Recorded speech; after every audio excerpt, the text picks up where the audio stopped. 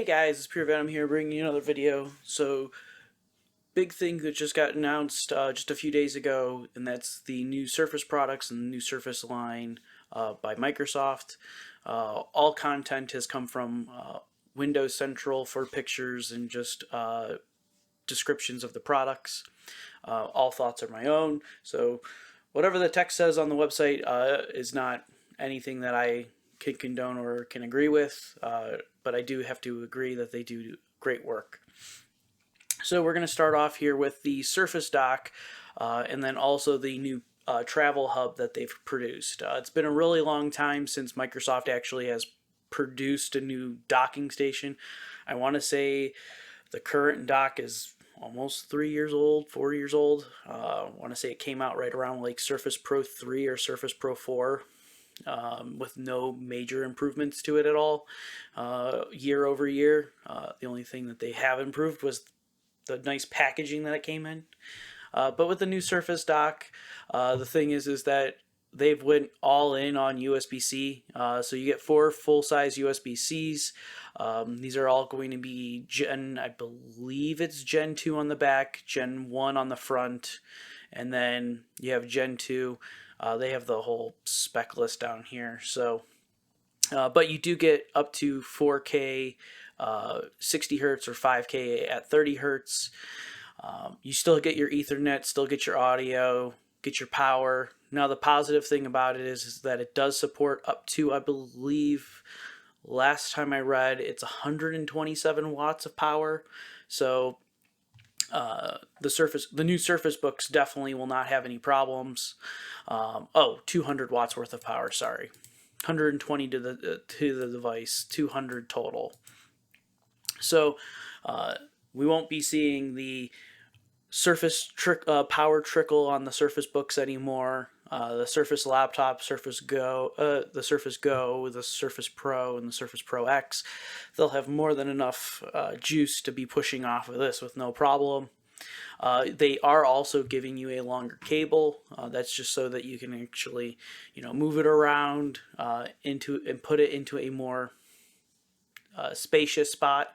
I remember the original one; it was like that long, and you really couldn't figure out to put that in the correct scenario in everybody. For me, since I have dual monitors, that's why typically you guys see me always like this, because I record from my left and have all my not record from my left.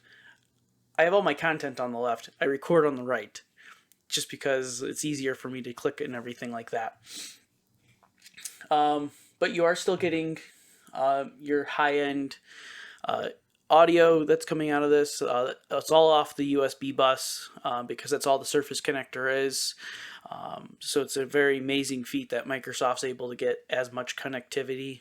Now, of course, they could have changed it over the years, but at least the last time I looked, all the Surface docks used to be classified as a USB device, and they used to go off the USB 3 bus. I don't know if it's changed with the new dock or not, so I can't confirm or deny on that front. Now, the Surface Travel Hub is going to be one of the more interesting things. For me personally, USB-C hubs have been really hard to come by that are good. Keyword is good. Also small.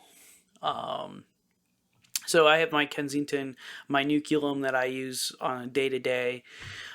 Pretty much very similar layout. The only difference is that this, you actually get Ethernet, HDMI, and VGA on top of the USB-C and full-size USB.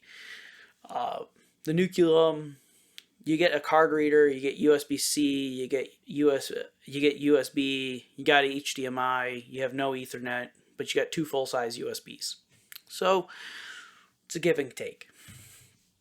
But the nice thing is that Microsoft is thinking of their portable group, mainly with the Surface Pro X and with the Surface Go. So the students, business workers, they actually now have a portable docking station that can actually work with them, instead of just being, oh, well, we got to go bring this big, because I've seen it. A lot of people bring their big docks around when they're doing traveling or things like that. You'd be amazed how many people, when I was working at Micro Center, bringing their Surface Pro docks in, and then just coming and saying, "I need a power plug," and you have to direct them to Microsoft, of course, but it was astonishing how many people would do this. So it is nice to see that they are catering to their more portable clientele. And then outside of that, of course, the Surface Portable, I'm just going to call it that, is compatible with all operating systems. So Microsoft didn't just lock it to Windows. So you got Mac, you got Google Chrome, you got Windows 10, and of course the Surface Pro X is compatible with all of these devices. Like I said before, Microsoft is really going with cohesionness across the board. They are making sure that everybody is compatible, and you will not see the firmware issues like you were getting when you needed to update or upgrade the docking station on the Surface Pro X. They have fixed that on all versions of the dock, including the new one that hasn't released yet. I believe it was just a driver bug issue within Windows that was telling it was not compatible. That was like 2 or 3 updates ago. The change log states on the Surface Pro X what they did. It was sometime in November is when they fixed the update of last year, of course. So this is just some information for you guys. I know a lot of you guys are Surface fans on my channel, so I thought I would get all the Surface content out for you. But if you do guys have any questions or concerns, please feel free. Also, like, subscribe, because it does help me out, of course. But you guys have a great one. Later.